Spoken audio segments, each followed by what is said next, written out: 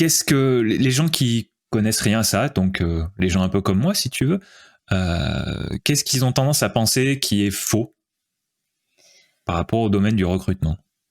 Il y a alors, c'est pas qui est faux, c'est que aujourd'hui on a tendance à généraliser les choses. Tu vas entendre beaucoup que tout le monde recrute de la même façon. Déjà, tu vas sur Internet, tu tapes préparer un entretien d'embauche, tu vas avoir des questions type comme si tous les recruteurs pouvaient poser tous la même question.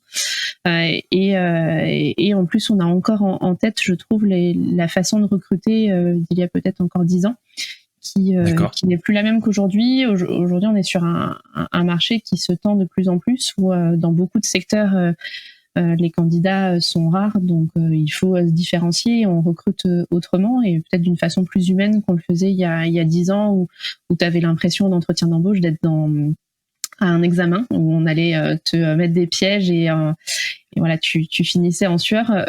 Aujourd'hui, on a encore beaucoup cette image du recrutement, alors qu'elle a complètement changé. En tout cas, elle change dans beaucoup d'entreprises et il faut qu'elle change, puisqu'on ne peut plus recruter en demandant à quelqu'un froidement quelles sont ses qualités et ses défauts et voilà, et lui demander pourquoi nous et pas une autre. Il faut évoluer un petit peu dans les mentalités. Ouais, effectivement, moi les deux questions que tu viens de citer,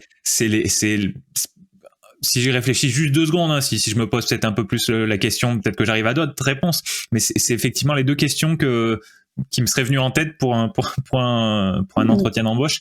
Et c'est vrai que ça fait pas trop rêver. Alors je vais te dire pourquoi. Moi, je connais un petit peu mieux le milieu de l'enseignement et d'apprendre, je trouve ça merveilleux. J'ai un petit peu plus de mal avec quelque chose qui se passe, c'est que pour évaluer les compétences des élèves, on va dire, hein, si on prend l'enseignement des enfants et après des ados, quelque chose que j'aime pas trop, que je déteste, c'est le fait d'apprendre des choses pour les recracher pour un test.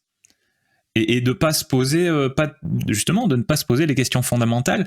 Et par rapport à ce que tu dis là, les réponses à ces questions-là et la préparation à des entretiens qui pourraient se passer de cette manière-là, le problème, c'est qu'effectivement, on va apprendre par cœur des réponses à des questions qu'on s'attend à avoir, mais je trouve que c'est assez inutile, c'est-à-dire que ça nous apprend pas grand-chose sur nous-mêmes, ça nous permet pas d'approfondir une relation avec peut-être un futur employeur.